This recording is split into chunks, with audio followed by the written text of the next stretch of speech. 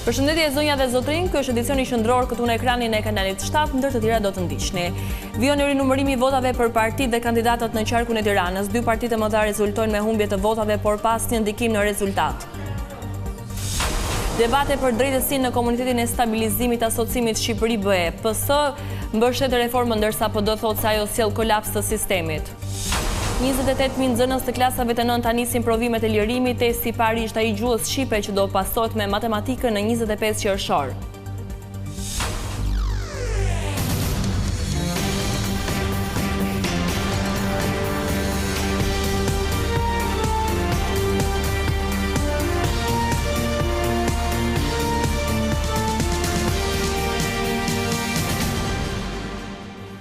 Do të vjoj më gjërësisht me lajmet. Kur janë rinumëruar më pak se 10% e kutive të qarkut të Tiranës, dy partitë kryesore rezultojnë se kanë humbur votat. Ndërkohë mundësia e Groan Shehaj dhe koalicionet të drejtuara nga Lulzim Basha janë të shtuar.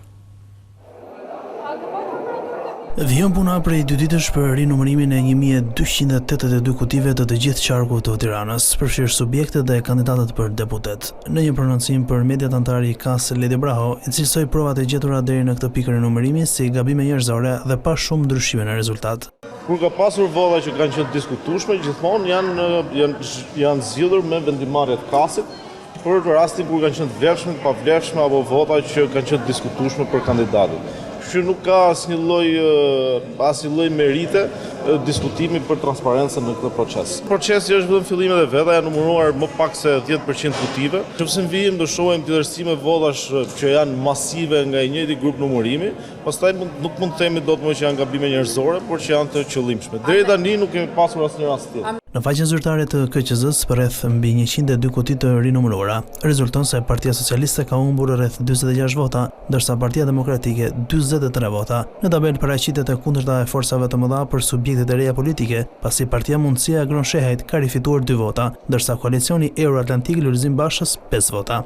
Po të njëjta statistika tregojnë se PSD e Tom Doshit ka humbur 7 vota, ndërsa Lëvizja Bashkë ka fituar 2 vota. Rinumërimi i 1282 kutive të votimit përjashtuar diasporën, vorën dhe njësinë numër 10 në kryeqytet. Për shkak të votimit dhe numërimit elektronik, po zhvillohen në Pallatin e Sportit Fahri Hoti në kryeqytet. Të pranishëm kanë qenë dhe përfaqësuesit e palëve ankimuese, ndërsa vendimi për hapjen e kutive në 4 qarqe u mor nga 2 anëtarë të Komisionit të Ankimeve dhe Sanksioneve pas pretendimeve të PD-s për parregullsi në zgjedhjet e 11 majit. Shumica dhe opozita debatuan për drejtësinë e re në takimin e komunitetit stabilizim asociimit Shqipëri BE në Strasburg. Socialistët i quajtën shtyllat e reformës si të paprekshme, ndërsa demokratët nënvizuan zgjatjen e saj dhe përdorimin politik të sistemit. Në ditën e dytë të punimeve të komunitetit të stabilizim asociimit BE Shqipëri, majoranca dhe opozita diskutuan për reformën në drejtësi, e cila u miratua në korrikun e vitit 2016. Fatmir Xhafaj, i cili udhëhoqi këtë reformë në emër të majorancës, dhe Oerd Bylukbashi, i cili ishte përfaqësuesi kryesor i Partisë Demokratike, përcollën në Strasburg qëndrime diametralisht të kundërta që ndajnë 2 forcat kryesore politike për rezultatet e kësaj reforme. Ne si majorancë rikonfirmojmë se i qëndrojmë fort reformës kushtetuese të vitit 2016 dhe siç jemi shprehur publikisht, shtyllat e asaj reforme i konsiderojmë të paprekshme. Reforma në drejtësi ka 10 vjet që vazhdon, pa përfundim në horizont. Sa më shumë zgjatet, aq më shumë sjell destabilitet, pa siguri ligjore për qytetarët dhe kolaps të sistemit.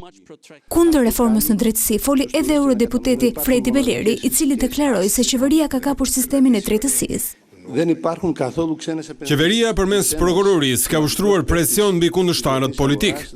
Në përfundim të punimeve të Komitetit të Stabilizim Asociimit BE Shqipëri, 2 bashkëkryetarët Marko Tarquino në emër të Parlamentit Evropian dhe Toni Gogu nga Kuvendi i Shqipërisë në një deklaratë të përbashkët vlerësuan angazhimin e palëkundur të Shqipërisë ndaj procesit të integrimit evropian.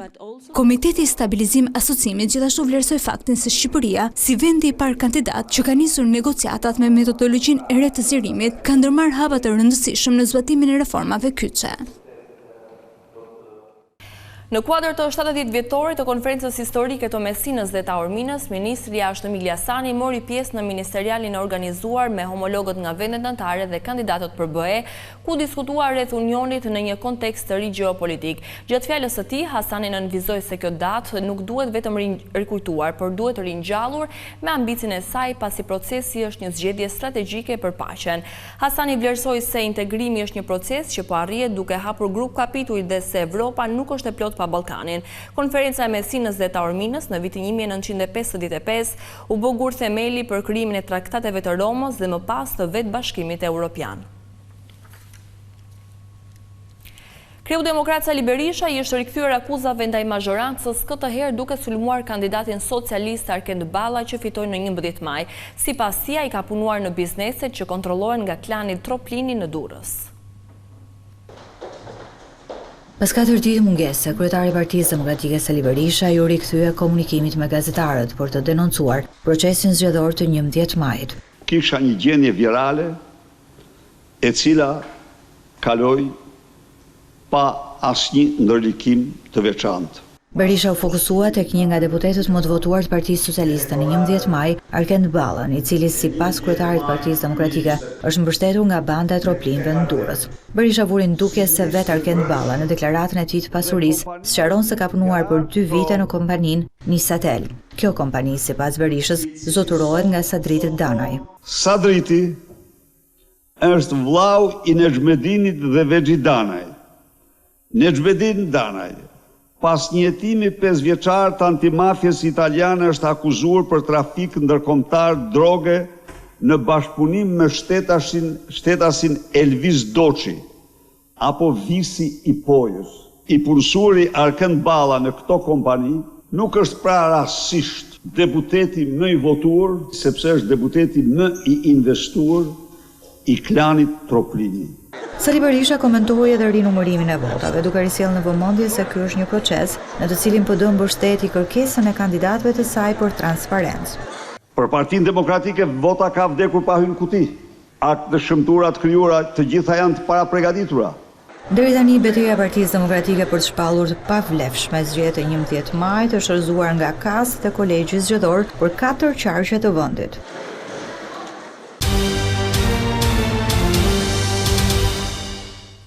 I shumë kërkuar i drejtësisë shqiptare Talo Çela është vënë në akuzë për një tjetër krim të rënd. SPAK po heton atë si të përfshirë në vrasjen e Fatmira Dedajt që u ekzekutua në garazhin e shtëpisë së saj. Në akuzë përfundoi edhe një tjetër i pandehur i dosjes Plumbi Art, Festim Qoli, që aktualisht është i arrestuar e po gjykohet për krime të tjera.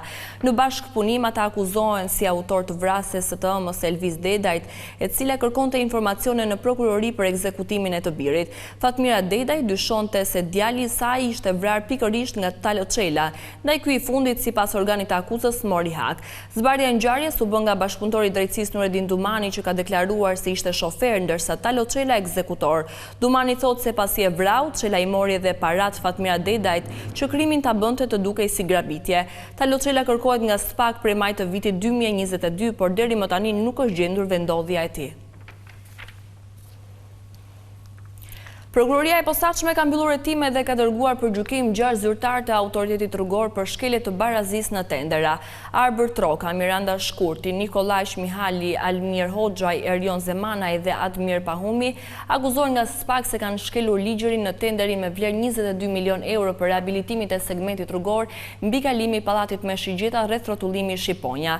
Nga analizat e provave dhe të dhënave të grumbulluara rezulton se gjatë kryerjes së procedurës së mësipërme të prokurorimit, të pandehurit në bashkëpunim me njëri tjetrin kanë kryer një sër veprimesh në shkeljet e procedurës, duke dëmtuar interesat ligjore të shtetit. Forcat e policisë janë shpërndarë në terren për të identifikuar parcelat ku janë kultivuar bimët narkotike. Në zonat malore të Shkodrës, Krujës, por edhe në Tiranë, janë gjetur dhe zgjesuar mira rrënjë kanabisi sativa. Qarku i Shkodrës vijon ende të jetë një nga zonat më të nxehta sa i takon kultivimit të kanabisit dhe në këtë sezon, blut kanë arritur që të zbulojnë disa parcela me afro 6.000 bimë dhe fidan kanabis. Ka qenë operacioni koduar koordinata që ka çuar në gjetjen e parcelave ku janë angazhuar forcat e shumta policore, nga toka dhe ajri me dron dhe patrulla në terren. Sipas policisë janë proceduar penalisht për shpërdorim detyre dhe për moskallëzim krimi, 2 inspektorë të mjedisit dhe 5 kryetarë të fshatrave ku ishin kultivuar bimet dhe fidanët. Ndërkohë është shpallur në kërkim një person i dyshuar si autori i kultivimit me më shumë se 2000 rrojnë kanabis, të cilat u zbuluan para pak ditësh në fshatin Vik Mnel. Kryesisht kontrollit janë ushtruar në zonat e thella malore si në Pult, Shal dhe Shosh, në Vaun e Dejës e të tjerë.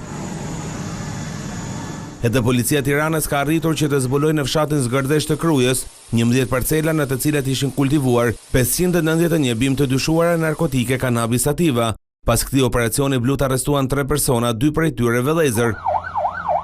Në pranë ka përfunduan Kasriot Bazia Murat dhe Emiliano Seferi, nga pamjet e siguruara nga policia duke qartë se droni ka arritur që të filmoj edhe autori që lëvizin në parcelat e kultivuara. Nxënësit e klasave të 9-ta në të gjithë vendin nisën këtë të enjte provimin e lirimit. Testi i parë është ai gjuhës shqipe që do të pasohet me matematikën në 25 qershor. Paralelisht me provimet e maturës shtetërore, po testohen edhe 28.000 nxënës të klasave të 9-ta. Provimi i parë i zhvilluar sot ishte ai gjuhës shqipe që sipas shumicës së nxënësve përmbante pyetje të niveleve të ndryshme dhe vlerësohet si mesatar. Provimi nuk ishte i vështirë, ishte i nivelit minimal, kishte dhe pak disa pyetje që ishte i nivelit maksimal, por që në përgjithësi nuk mund të themi që ishte i vështirë. Provimi ishte i nivelit të mesëm, kishte disa gjëra që mund të ishin pak për ekselentët, le të themi. Brenda pritshmërive, sipas përgatitjeve që kisha bërë, ishte mjaftueshëm i nivelit ton. Në pritje është provimi i matematikës, që shikohet si më sfidues. Mund të them provimi matematikës, ndoshta nga që ka më shumë komplikacione. Në provimet e tjera, frika mbetet vetëm në provimin e matematikës, pasi anglishtja për mendimin tim është një lëndë shumë elementare dhe nivelit bazë. Provimin e matematikës, pasi lënda matematikës është goxha vështirë. Cikli i plot i testimeve do të mbyllet me gjuhën e huaj në 30 qershor. Testimet zhvillohen paradite dhe zgjasin 2 orë 30 minuta. Ndërkohë, nxënësit e pakicave kombëtare do të testohen edhe në gjuhën e tyre amtare, ditën e nesërme më 20 qershor. Sëmundja e murtajës së baktive po përhapet në disa ferma në qarkun e Shkodrës. Specialistët e shërbimit veterinar kanë identifikuar një tjetër vatër dhe kanë urdhëruar asgjësimin e 200 deleve. Sëmundja nuk transmetohet nga kafshët e prekura tek njerëzit. Afro 3 javë pas konfirmimit të rastit të parë në Shkodër është shfaqur një vatër e re e murtajës së baktive të imta. E prekur rezulton një fermë në fshatin Trush me 200 krerë dele. Të gjitha do të asgjësohen nga specialistët e shërbimit veterinar Shkodër. Ne përmanim gjitha masat të parashikuara në planin e kontingjencës për këtë sëmundje. Sipas skemës së miratuar, në rast se një fermë konfirmohet pozitiv, atëherë bëhet eliminimi i gjithëve krerëve të kësaj tuve, natyrisht edhe në fermën në fjalë. Pas këtij rasti, zona do të shpallet në karantinë në një perimetër me 2 nivele dhe nuk do të lejohet lëvizja e të imtave deri në momentin kur specialistët të konstatojnë se nuk ka më rrezik për përhapjen e infeksionit. Të dyja këto zonë nështrojnë një identifikimi të rregullt të fermave me grupe veterinarësh, ku konstatohet ose kontrollohet më saktë gjendja shtetësore, numri i krerëve, gjendja e matrikullimit e të tjera. Natyrisht, fermerët, domethënë për fat mirë kemi një bashkëpunim më të mirë të fermerëve për shkak të situatës së krijuar dhe me informacion që morë nga fermeri, atëherë ne ngrit me grupin e veterinarëve, kryejmë kontrollin, vlerësimin klinik të kafshëve të smura. Rasti i parë i sëmundjes së murtajës te baktit në qarkun e Shkodrës dhe në shkallvendi u identifikua në një tuv dhish në fshatin Domen të Postribës, ku më pas u asgjësuan 90 krerë. Drejtuesit e shërbimit veterinar u bën thirrje fermerëve që për çdo rast të dyshuar të njoftojnë menjëherë veterinerin e zonës. Kjo është gjithçka e përgatitur edhe për këtë edicion informativ. Unë ju falenderoj për vëmendjen tuaj. Bashkë mirëpafshim.